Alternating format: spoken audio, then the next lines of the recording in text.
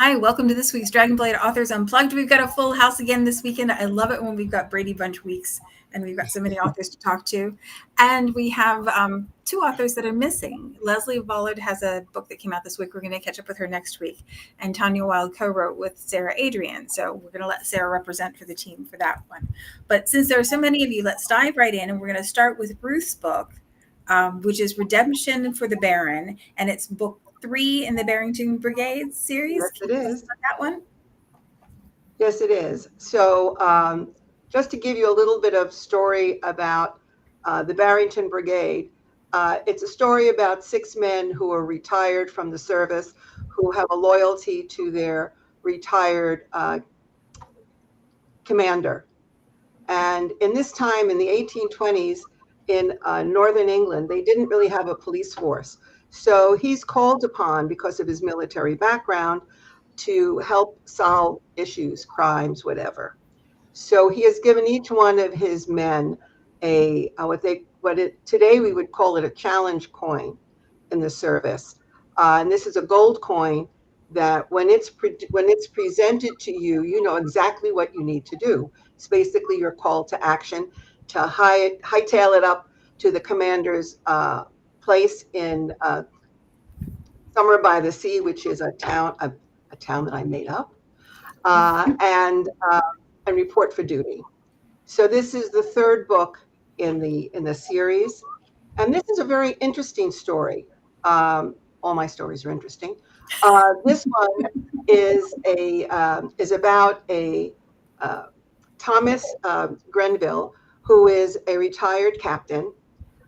He has his own stuff that he's dealing with, and he has been given his title as Baron, and his father has said that he has to help out with the management of the estate. He's not feeling well, and Thomas is the oldest son. He's the only son, and he's going to be taking it over.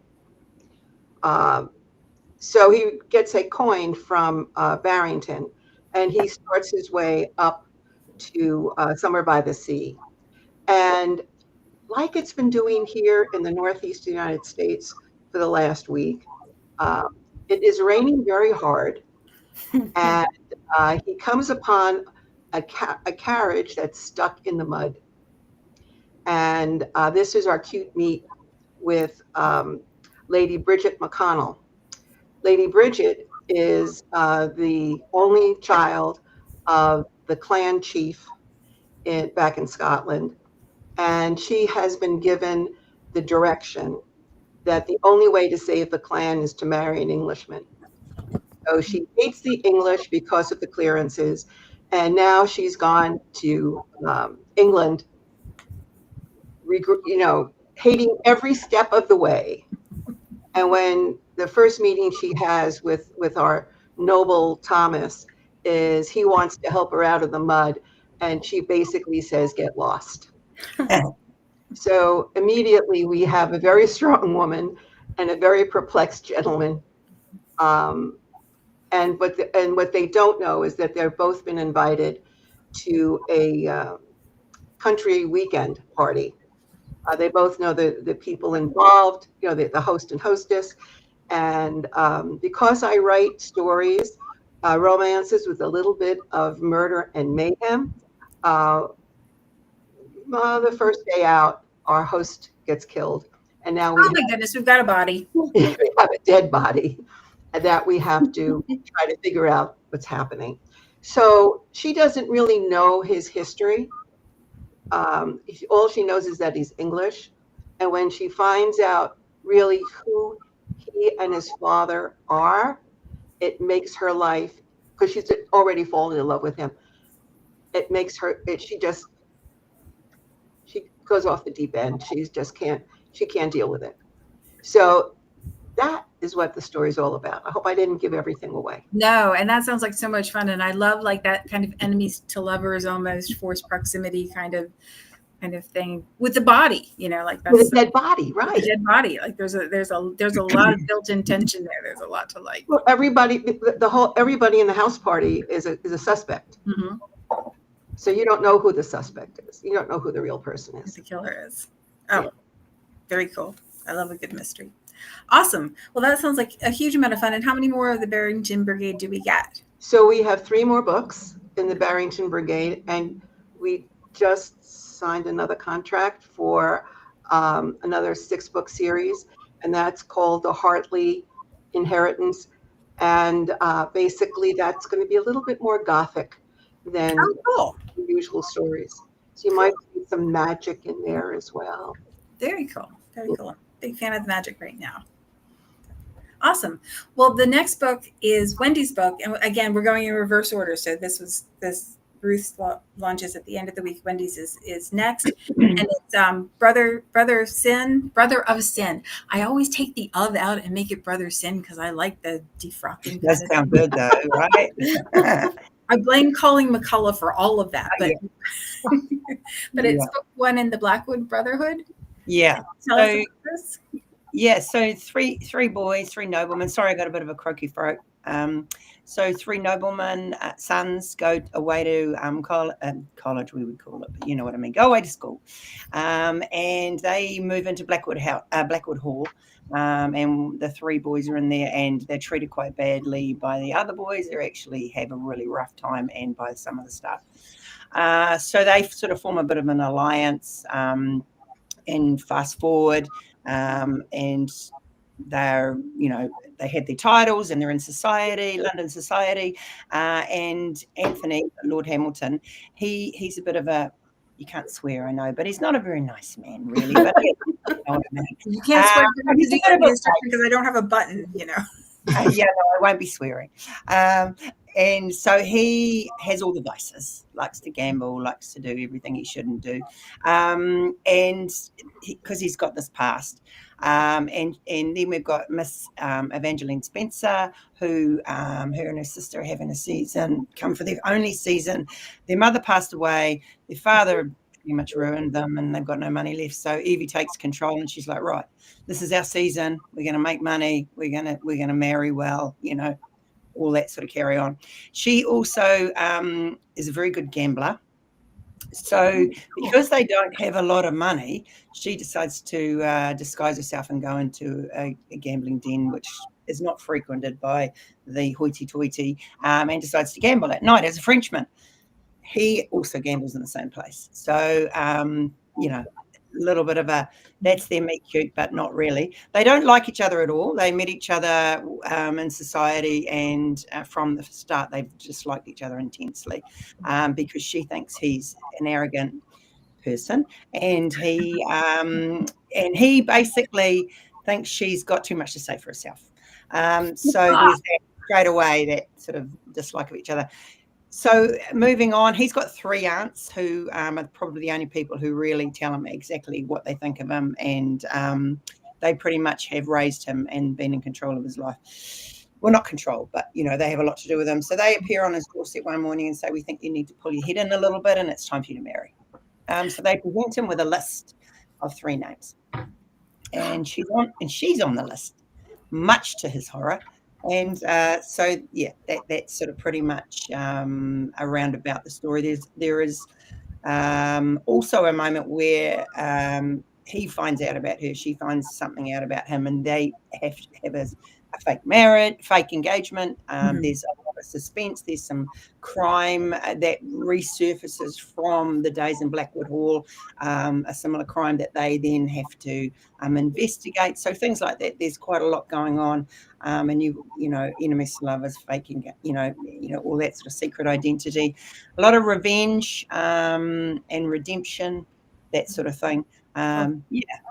And that whole found family thing with the boys. Yeah, found family, and that sort of thing. That she's strong, quite a strong, feisty character, and he's, of course, this arrogant person that we have mentioned before. But so there's the 3 brothers. They call themselves brothers, but they're the 3 boys that were at in Blackwood Hall together. They're the only ones each other are close to, and on top of that, they will have their stories as well. But that's sort of basically the nuts and bolts of it without me giving too much away. And you've got these absolutely crazy aunts who have a lot to say for themselves. Oh, I love it when the older women take charge of stuff. Yeah. Sometimes you need the older women to set things right. So yeah, well, they played a starring role in saving him originally, so they're he sort of lets them get away with whatever they want to. Oh, awesome. Yeah. Well, it sounds like so much fun. So yeah. That one. So. Well, the next book that came out this week is Mary's book, and it's The Trick of the Treasure, and it's book 4 in the Silver and the Grey. Yes, that's right. Yes. So Silver and Grey is a sort of Victorian mystery romance type of thing. Slow burn, same couple the whole way through the series. Yep, same couple all the way through. That's just the changing nature of the relationship. They start off solving mysteries together because they find they're quite good at it. So they've now formed their own sort of what we'd call a detective agency. They call it an inquiry service type thing. So that's what they do. And at the end of the last book, which was Ghost in the Garden, there was a bit of a surprise there because they finally got engaged to be married. So, but they're both very independent people. So they're not quite sure what to do now that they're engaged. How do they deal with this? Have they made a mistake? What are they going to do? So this book starts off just the day after that they decided they would get engaged. So they're both a bit sort of nervous about meeting each other. But fortunately, as soon as they get into the office, they're offered another puzzle to solve, and they're hired to go and find this missing treasure. This guy's an adventurer who he's sailed home with his treasure that he's dug up, some pirate's treasure that he's dug up off some African island, and he brought it home to show his family, locked it up in his strong room, got up in the morning, decided to show it to his daughter who hadn't seen it yet, his younger daughter, and it had gone. Oh, cool. So he got the police on the case, but he doesn't trust them. They're not going to find it at the time. So he decides to add another feather to his bow, as it were, and see if Silver and Grey can solve it for them. So that's basically what they're trying to do. They're trying to solve this find the treasure while they sort of negotiate the next stage of their relationship here. And then it gets more complicated, obviously, because they think they know who and how it was done, and then the guy they suspect of doing it turns up dead. So we got another body. We got another body. I thought that we're good on bodies this week. So and yes, it moves on from there.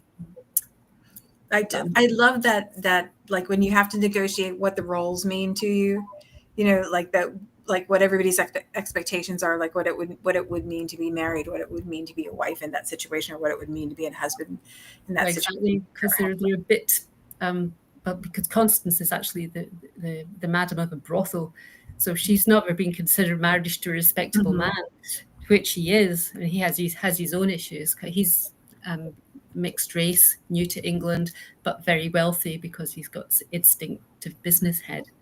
So they're both kind of outsiders in their own way. Yeah. And he's very independent. His most concern is trying to track down his lost twin brother who vanished when they were 10 years old. So he's got all this baggage, and she's got a load of baggage too, because she doesn't see how this can possibly work, because she refuses to give up her brothel, basically.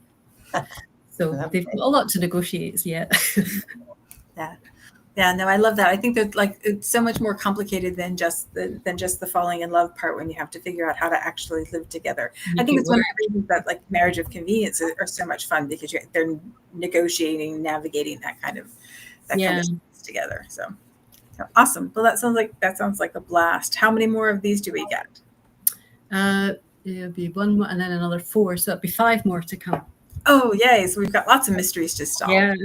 And it's Victorian, is that right? Yes. Very cool. 1850s. Very cool. Well, the next book that came out this week is the one that Sarah co-wrote with Tanya Wilde, and it's How to Lose a Prince This Summer, and it's book 2 in the Wedding Fever series. Can you tell us about that? And then also I want to hear a little bit about what it's like to co-write too. Sure. So How to Lose a Prince, How to Lose a Prince This Summer has my darling prince Alex in it. It's a steamy and very emotional summer romance.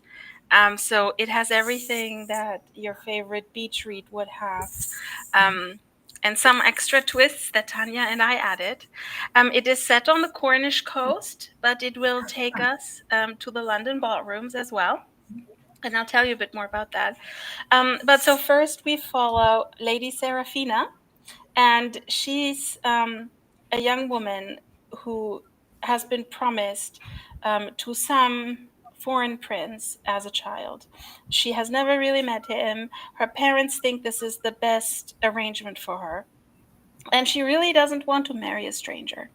So she knows this is her last summer before she has to go to London and meet this prince. And then we switch to Prince Alex, who has been promised to some girl in England he doesn't know, and he wants one last summer at the Cornish coast. Now that he's in England, Oh, yay! yeah, he's really dragging his feet before he has to go to London. You kind of see where this is going, right? We had so much I'm really fun. liking where this is going. This is like a train wreck coming the entire way. So they meet on the beach. She almost drowns, and of course he saves her. And she thinks he was this arrogant guy exercising at the beach, but then luckily he was the strong guy who saved her life.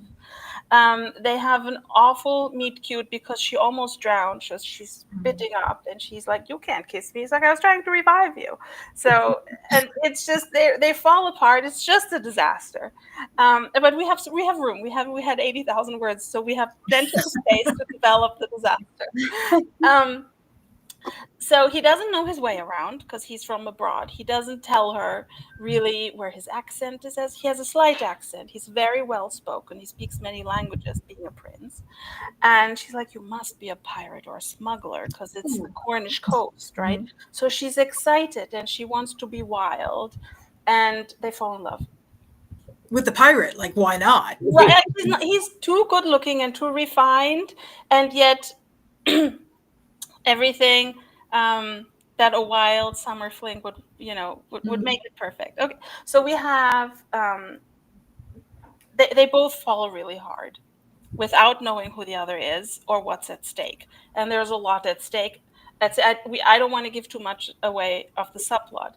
So what follows is this tangled web of secrets. We have duty and stolen moments, and it's the kind of love that threatens to upend everything they've both been told they should want in their lives. And I'm still getting goosebumps because it's so much fun to write this with Tanya. This is really a story where you have to choose your heart over the title, which many stories have, but in this one, it's because they want to fight for something that's real and not for something that is abstract. And when the whole world tells them they can't have it. So we have forbidden love, we have hidden identity, we have the royal in disguise, we have beachside kisses, we have they do sailing, they do all the fun things of summer.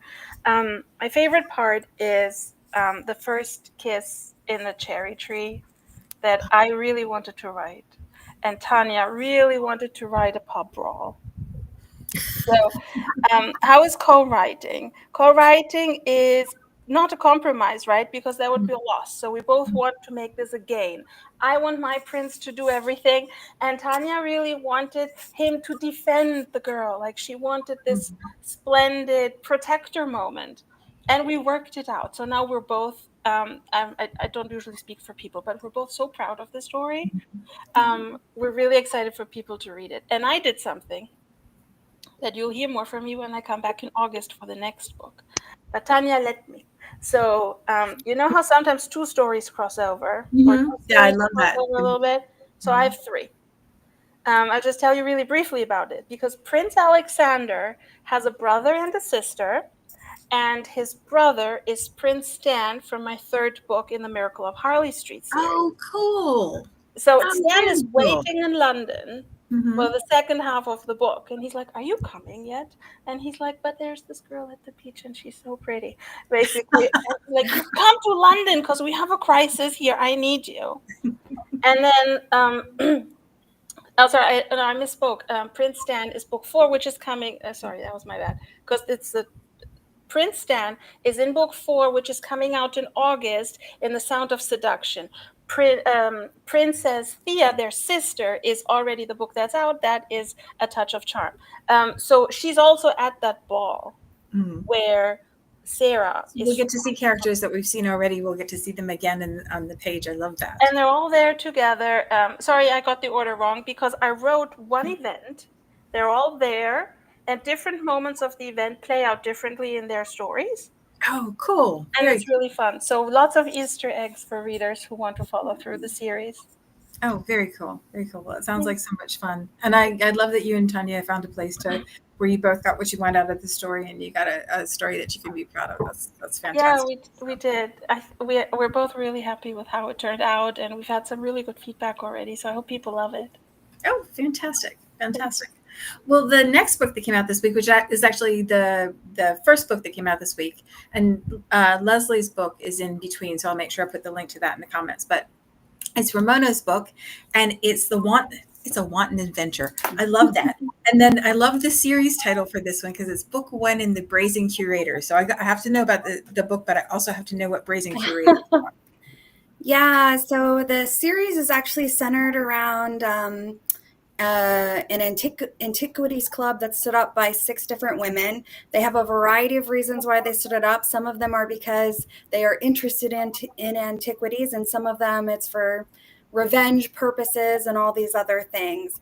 So this club is stood up, but they don't actually have any money. So they have this scheme to write articles by sending one of the ladies on a leisure cruise across the Mediterranean, and then they'll send it back and the papers will pay them money for all of that. So we meet our first lady. Her name is Lady Hensley. Her name is Diana. She's a widow. She's about 31 years old. She feels a little bit restless in her life. So when this Antiquities Club reaches out to her, she jumps at the chance to do it. And she agrees to go on the cruise, but she finds out afterwards that one of their partners is going on the cruise with her. His name is Sebastian Devons. He owns like a scandalous gentleman's club in London. They already don't like each other because they had a falling out, but now they're forced to go on this cruise together. It's like a 2-month cruise. So they set sail. There's 5 different stops, but each stop, their animosity goes away and their attraction starts to grow. So by the time they end up in Tuscany, they're like pretty much madly in love with each other. But of course, things go awry and they end up going back separately. And then they end up going back separately. There's a lot of hurt feelings going on, but it was a lot of fun to write. The different ports are actual places I've been to, except for cool. one. So I really enjoyed that. But hopefully it is fun to read. The side characters, I think, really help. None of these people have been on a cruise before in 1850, so they're kind of all a mess, to be quite honest. But that's a little bit about it. I love it when we get to go places. I mean, I'm feeling so hot and sweaty and rainy and homebound right now that, reading about places and getting to nice see to escape is it's a fantastic escape. It's a fantastic escape. So the arc of the series is all the Brazen Curators together. So we get the stories of the other women in the rest of the series. Each woman in the club, there'll be a story centered around her. So Diana's the first one, and she kind of joins the club because a lot of the women in the club are either considered eccentric or scandalous. Mm-hmm. So she's considered like one of the most proper ladies in London. So that's why they want her to join. But she herself does not like that title. So she's kind of trying to get in a little bit of trouble while she's on this cruise as well. So there's a couple of heroines this week that want to be a little bit wild before things happen. So Well, it sounds like great fun, and I'm looking forward to the rest of the curators too. So we have a little bit of time left over, and we've had a couple of enemies to lovers stories, and we've had a couple of forced proximities, and I wondered if we could talk a little bit about whether you have favorite tropes to write. Is there something that you're really drawn to, something that you keep returning to over and over again, or favorite tropes to read works too? Yeah. Who wants to go first? Sarah, thank you for volunteering. I appreciate it, because whenever I call on somebody, I feel like there's that deer in the headlights, big-eyed look, and so thanks for jumping in. Yeah, I'm happy to do this. I love arranged marriage as a trope, and I can't explain it. I keep finding so many different angles of it. For me, it's very meaningful to find love where you are supposed to. Rather than this modern notion of stumbling into something and like this is just happening. Maybe this is because of my nature. We kind of sort of write what we know. So I love that, and I love forbidden love. Like, what if you love somebody you're not supposed to love? That's almost the other side of the spectrum. An interesting two-sided of the coin thing. Yeah, so you want to love somebody you can't. I'm just finishing a book now where he can't help himself to finish. This is coming up later this year. He can't help himself. He loves her so much. He really shouldn't. It's his destruction. But he will find a way, and that's how he becomes a really strong hero for me. I'm still developing it, but I'm like really deep into it. And I just really find so much fuel. That's the word I was looking. I find a lot of fuel in those. Yeah, and I think that's what it is. When you have a trope that you love, it kind of helps pull you through the story, because you've got all the bits and pieces that drag you ahead. Yeah. Awesome. Wendy, what about you? Do you have one you particularly like? I like enemies to lovers. I'm a real enemies to lovers fan. I really love that journey of how they dislike each other intensely, and how they work through that. Usually the backstory, is quite tangled and entwined as to why they've reached that dislike. Oh, hatred's a strong word. That dislike of each other. I like how that unfolds, and how throwing them together constantly when they don't want to be together. I love those sort of journeys. Funnily enough, I don't write that many of them, but I really, really love reading them. Yeah. That makes sense. That like because they have to see each other, like in that great story, right? It's like you've instantly got a reason why are they enemies, So there's so much there already. Yeah, I love those too. Ramona, what about you? I love to write opposites attract. That's probably my favorite, whether it's, I tend to love like either it's the rake and the really proper lady, or one of them is like a rumpled mess and the other one's really polished. I love both of those. I also love friends to lovers. I think there's something really beautiful about watching friends fall in love, especially if they haven't realized that they've kind of been there all along.